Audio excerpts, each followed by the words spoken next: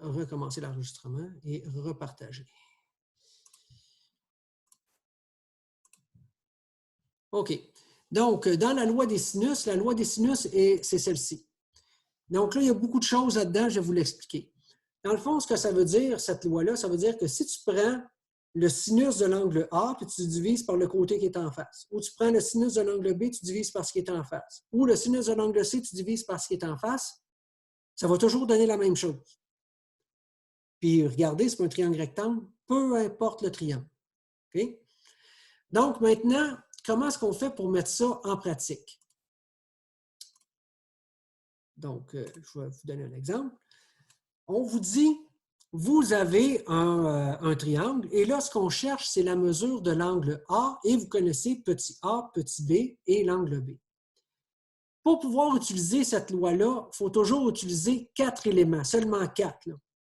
2 fractions, soit le A avec le B ou le A avec le C ou le B avec le C. Il faut faire le bon choix.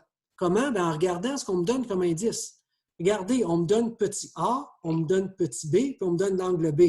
Bien, je suis bien mieux de prendre ça ici. Là. Avec ces 4 éléments-là, j'en connais 3, il y en a juste un que je ne connais pas. C'est toujours ça le but. Sur 4, je dois avoir une seule valeur inconnue. Donc, c'est pour ça que je vais prendre sin de A sur A égale sin de B sur B. Et là, je vais aller remplacer par ce que je connais. Sin de A sur 3 est égal à sin de 120 sur 15. Et là, je vais faire le produit croisé pour pouvoir trouver sin de A. Donc, 3 fois sin de 120 divisé par 15. Donc, sin de A, ça va me donner 0,173205. Ça, ce n'est pas l'angle, ça. Ça, c'est le rapport. Si je veux trouver la mesure de l'angle, je dois prendre sin moins 1 du rapport. Quand je connais l'angle puis je veux trouver le rapport, je fais sin, mais quand j'ai le rapport puis je veux trouver l'angle, je vais faire sin moins 1.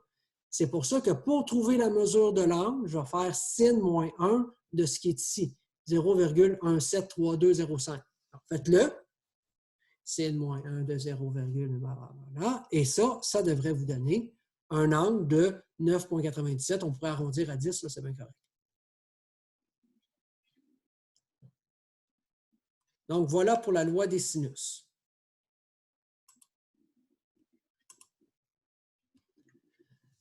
Maintenant, d'où viennent les formules?